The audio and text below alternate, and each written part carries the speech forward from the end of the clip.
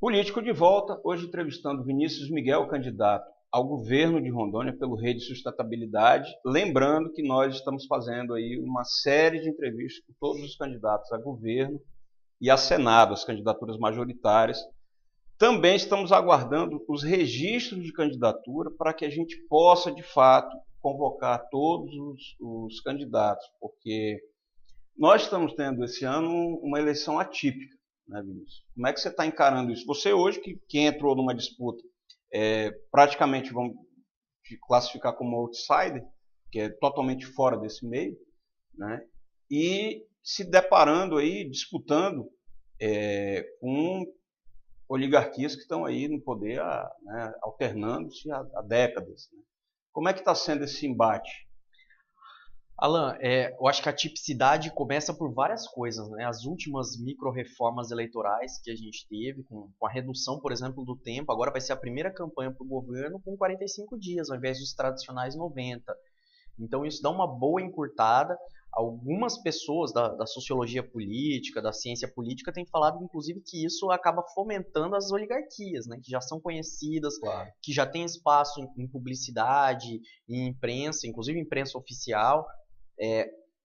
A outra coisa que é a última vedação de doação de pessoas jurídicas. O que, na minha opinião, é algo que acaba dando uma equilibrada nas relações, afinal, as grandes empreiteiras, as grandes corporações, a grande indústria não doa dinheiro para um partido político ou para um candidato ou candidata por benesse, por filantropia. Mas termina favorecendo os candidatos que têm muito dinheiro. Também, exatamente. Apesar que eu acho que teve uma limitação aí. Tem a limitação, salvo engano, de 2,5 milhões de reais, eu não tenho certeza disso. Além do que, outras pessoas físicas só podem doar para candidatos 10% daquilo que ele declarou de renda no ano anterior. Uhum. Então também o que já era uma regra existente. Então acaba dando uma certa equilibrada, mas ainda assim, de fato, fomenta essas campanhas daquelas pessoas que têm, ainda que possa favorecer o surgimento de algum outsider, não será qualquer um. Será um outsider com alguma inserção já midiática e com muito poder econômico. Isso é algo que uma avaliação minha, muito pessoal e própria, que é um sistema bem oligárquico, né? Bem concentrador de poder, inclusive fomentador de elites burocráticas dentro de partidos que não são nem democráticas, nem transparentes e tampouco honestas. Falo isso com muita tranquilidade aqui, inclusive escorado em muito de teoria política e teoria eleitoral, que os partidos políticos no Brasil são mansões mal assombradas por todo tipo de parasitismo. Não, é difícil. Algumas pessoas chegam e falam alguma coisa, por que tal partido e não partido Y, por que não partido X? A minha resposta tem sido, né, você conhece o partido X? Conhece o partido Y? Hoje no Brasil só 3 partidos políticos fazem eleição direta para a escolha de candidatos majoritários, favorecendo aquilo que a gente chama de democracia interna, que são partidos pequenos. Aliás, um partido mediano, que é o PT, e 2... Que, aliás, fez uma intervenção... Sim, e que eu ia falar, dura, inclusive, né? isso, embora consagrem mecanismos de democracia interna, de consenso progressivo, às vezes ainda tem algumas coisas desse tipo. Então, e essa foi a primeira vez que eu vi, de fato, uma intervenção direta numa questão regional aqui em Rondônia. E eu achei até meio bizarra essa coligação, mas enfim, a gente vai conversar ainda com o candidato Mas enfim, eu falava só o PT, o PSOL e agora a Rede Sustentabilidade, que é um dos mais novos partidos que favorecem essas estruturas de democracia interna. Qualquer outro partido que você, cidadão, bata na porta e peça para se filiar, vai ter aquele engodo, aquela sedução inicial, né? Venha, você é muito bem-vindo, mas você vai ficar refém de articulações já enrijecidas, de uma nominata na mão de um velho clã político e sua família, e que impede qualquer forma de arejamento democrático ali. Isso é algo absolutamente nefasto.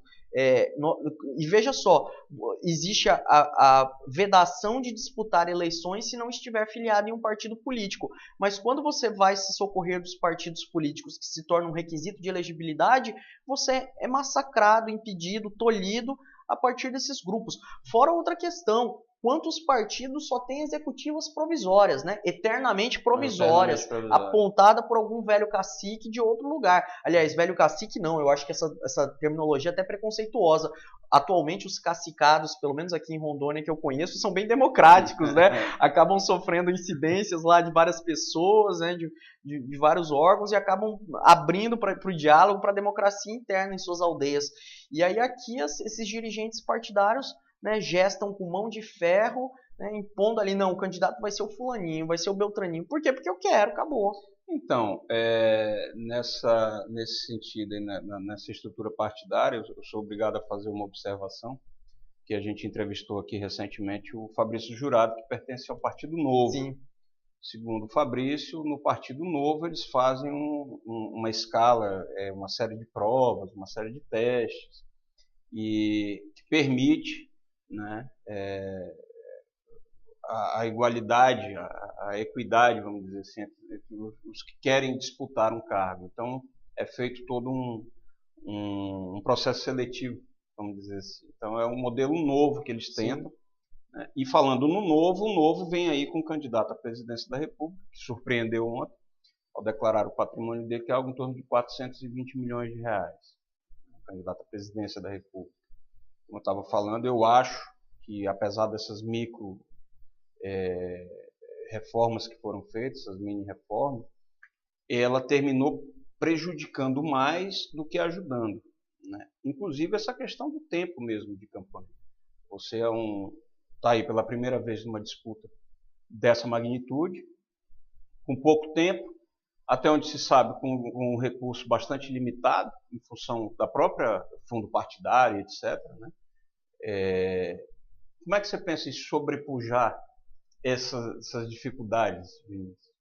Como é que você está? Aliás, como é que você está sobrepondo elas? Ô Alan, bom, eu concordo com esse arremate. O Fabrício Jurado é uma pessoa porque eu tenho grande respeito, grande admiração até, mas o que eu vejo, não na estrutura talvez local, mas nacional do Partido Novo, é que é um museu de novas velharias, né?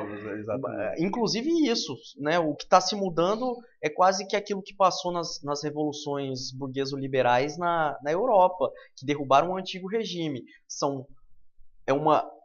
Também um grupo com um critério censitário, vamos assim dizer, né? Com muito poder aquisitivo, com muito poder econômico, mas que se vê tolhido do poder político. E o que quer aqui agora é se apropriar do poder político. Não exatamente com ideais tão democráticos ou tão republicanos ou tão liberais como queriam os velhos iluministas do antigo continente, né? E aí, como eu estou fazendo para encarar isso, bom, a gente tem acreditado que as redes sociais, né, e internet podem dar um alcance diferenciado. Nisso até nós realizamos, por exemplo, uma live de Facebook recentemente. E você tem usado isso com frequência? Tem feito? Sim. A última live, né, de 9 minutos, nós tivemos um alcance de mais de 5 mil pessoas. Então, isso é uma outra forma de fazer política também. Né? Claro. Fizemos algumas exposições e depois fizemos no plural, porque estava eu e um outro pré-candidato, candidato a deputado estadual, e né, começamos a interagir com o público, né? Algo muito, muito simples, até munido unicamente de um aparelho de celular, e veja, alcançamos mais de 5 mil pessoas. Hoje, se você fizer uma reunião política, você não vai juntar isso. É claro. Né? Até por uma questão de limitação espacial. Então eu vejo que existem agora algumas possibilidades mais diferenciadas, não só o Facebook, o Instagram, os grupos de WhatsApp, de se alcançar diretamente a eleitora, o eleitor, quebrando um pouco essas estruturas mais antigas de partido, de sindicato, de domínio de poder político de alguma forma, né? As velhas lideranças, né? Que as pessoas falam muito no meio político. Tem uma liderança aqui, né? Um líder comunitário, um líder de bairro, né? Que faz quase que um curral eleitoral e ali né, direciona o seu gado, a sua ovelha. Então eu quero crer também que essa é uma mudança e que vem encontrando possibilidade de eco social a partir de uma mudança cultural, que está aí colocada. As pessoas estão, perdoe a expressão, mas de saco cheio todo mundo olha, né, essa indignação, essa revolta até, com tantos descalabros, com desmandos, com uma má gestão pública. Eu sempre falo, né, tão grave quanto a corrupção é uma má gestão pública. Claro. Ela pode ser fixada em limites de legalidade, mas tem aquela velha operação tartaruga, não se fazer nada. Eu sou servidor público federal, estamos todos de saco cheio disso, de ver as coisas não funcionarem, de ver a administração pública absolutamente engessada, cartorial, apegada às vezes a formalidades que não resolvem a finalidade social dela. Então eu acredito que isso, né, essa nova cultura com novos meios de comunicação possibilitam mudanças gradativas. Eu acho que a gente vai partir para um salto qualitativo, se não nessas eleições, nas próximas também, com uma grande mudança disso. E vejamos aqui os municípios do interior. Rolim de Moura teve uma renovação de 100% da Câmara de Vereadores. Vilhena teve uma renovação muito próxima. Agora, nas últimas eleições também, os grupos tradicionais foram, sem fazer qualquer juízo de valor, se foram bons ou ruins, mas foram, né, estão sendo totalmente derrubados.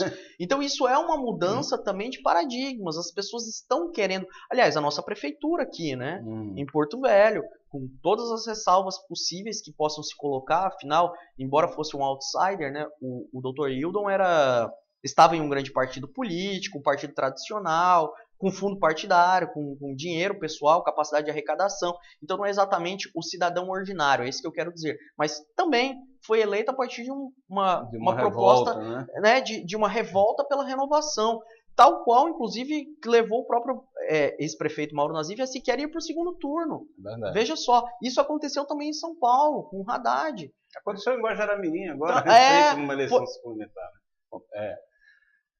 Político, fechando aí o terceiro bloco, a gente volta já com o Vinícius Miguel.